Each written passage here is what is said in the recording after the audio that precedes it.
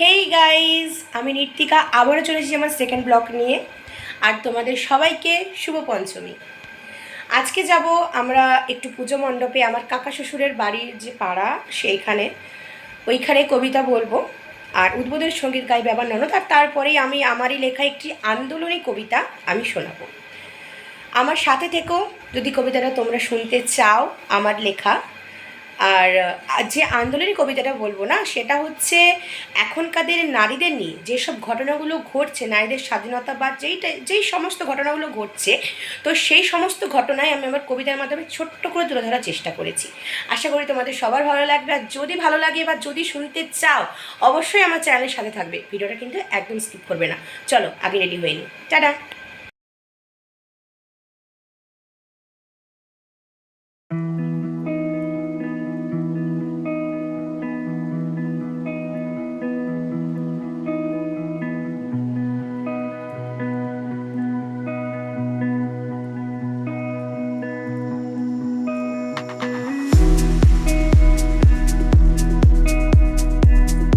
সব কিছু রেডি হয়ে গেলাম। আর আমাকে অবশ্যই কমেন্টে জানিও যে আমাকে নীল রঙের শাড়িতে কেমন লাগছে।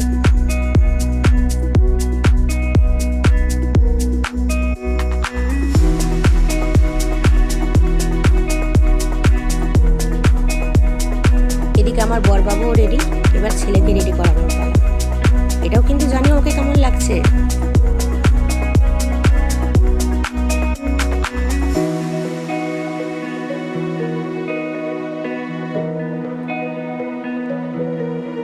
ছেলে তো আজকেও প্রচণ্ড লাফাচ্ছিল। ফাইনালি একেও আমি রেডি করিয়ে দিলাম। এরপর আমরা বেরিয়ে পড়লাম কাকা শ্বশুরের বাড়িতে।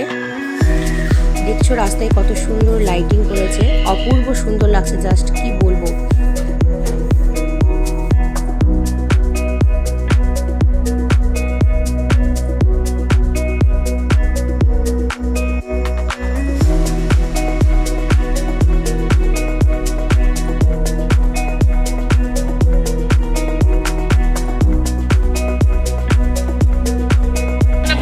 নমস্কার। এখনকার দিনে নারী সমাজে যেসব নারীদের নিয়ে অত্যাচার হয়ে চলেছে, আমি সেই ঘটনাটি আমার কবিতার মাধ্যমে ছোট্ট করে তুলে ধরার চেষ্টা করেছি। বড়দের প্রণাম ও ছোটদের ভালোবাসা জানিয়ে আমি আমার কবিতাটি শুরু করছি। নারী, নারী মানে আগে আমাদের মনে পড়ে মা দুর্গা, যাকে আমরা মহিষাসুর মূর্তিনি রূপে চিনি। নারী মানে অপরাজিতা, নারী মানে সকল শক্তির উৎস, নারী মানে জগৎ জননী, জগৎ পালনকারিণী। কিন্তু আজকের সমাজে নারী শব্দের মানেটাই বদলে দিয়েছে। আজ নারী মানে ভয়ে ভয়ে থাকা, নারী মানে রাস্তায় পথে ঘাটে হাটে বাজারে বিপদ। একলা বেরোনো যাবে না, একলা থাকা যাবে না। আজও নারী হচ্ছে তুচ্ছ তাচ্ছিল্যের অপব্যবহারের বস্তু। হ্যাঁ, আজ নারী বস্তু হয়ে গেছে, কোথাও বা হয়ে গেছে যন্ত্র। আজও যেখানে সেখানে যখন তখন নির্যাতন হচ্ছে নারীরা, অপমান হচ্ছে তারা, সম্মানহানি হচ্ছে তাদের পদে পদে। আজও তাদের বিপদ ভয়, সম্মান হারানোর ভয়, ধর্ষণ হবার ভয় মনে নিয়ে বেঁচে থাকতে হয়। আমরা কি পারি না নারী নির্যাতন বন্ধ করতে?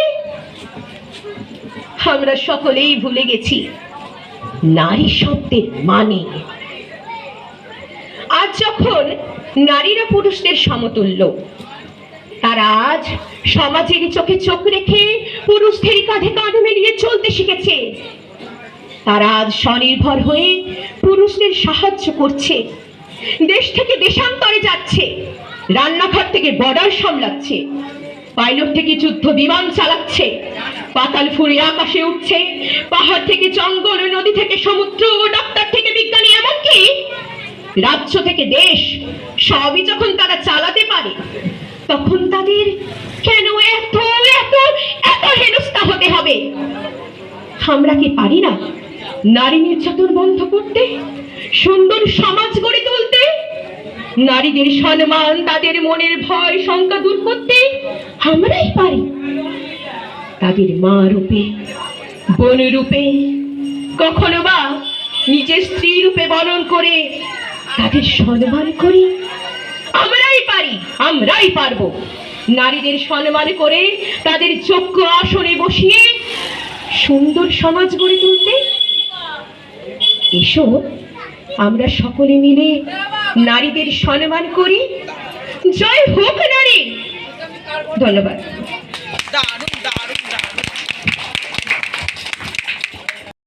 পাড়ার ঠাকুর, তাও দেখো প্রতিমাটা কত সুন্দর করেছে, দেখে একবারে মন জুড়িয়ে গেল। আমার প্রচণ্ড খিদে পাওয়াতে বরকে বলাতে ও দোকান থেকে আমার জন্য একটা স্পাইসি বিস্কুট এনে দিয়েছিল, আর সেটাই খেতে খেতে হাসতে হাসতে বাড়ির উদ্দেশ্যে আবার রওনা দিয়ে দিলাম।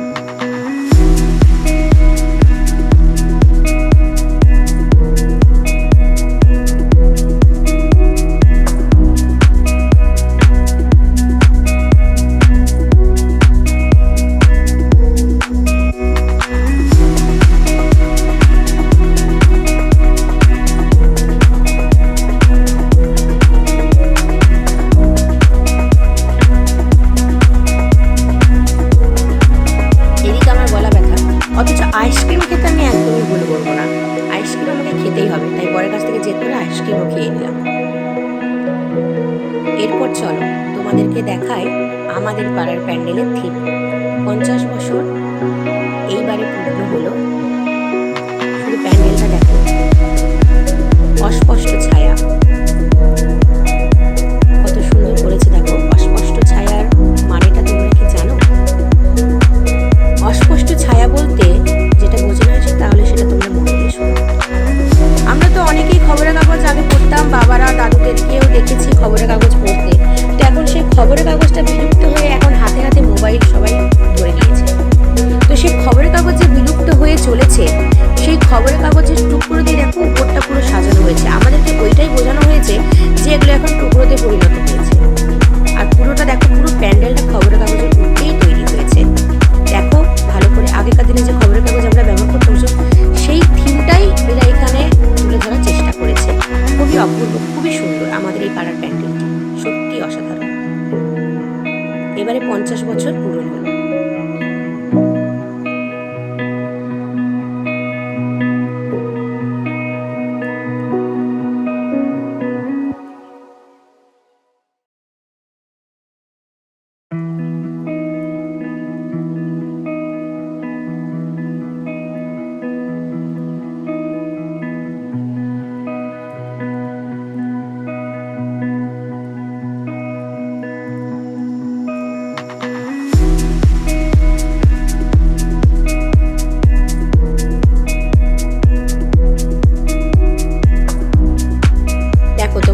লেখাটা একটু দেখিয়ে দিচ্ছি, এখানে ভিডিওটা পজ করে তোমরা পুরো লেখাটা পড়তে পারো।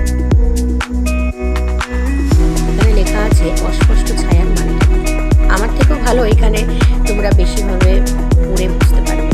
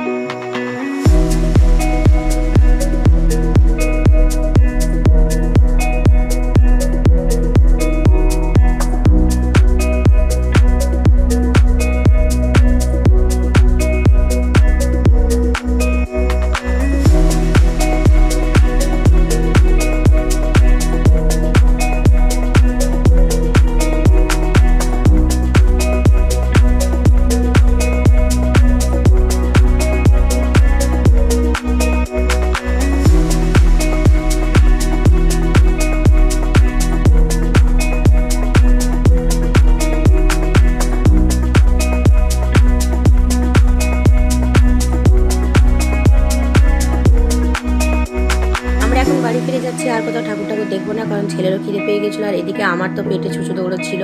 তাই ছটপট করে বাড়ি পৌঁছে গেলাম। আর বাড়িতে গিয়ে তাতে এই রান্নাটাও সেরে এলাম, কারণ কালকে আবার ওর অফিস আছে, কালকে হয়ে ছুটি, তাই রান্নাটা তো করতেই হবে। তাই ফাইনালি বাড়ি চলে এলাম। আর গোটা ঘরের অবস্থা দেখো, পুরো অগোছাল হয়ে পড়ে আছে।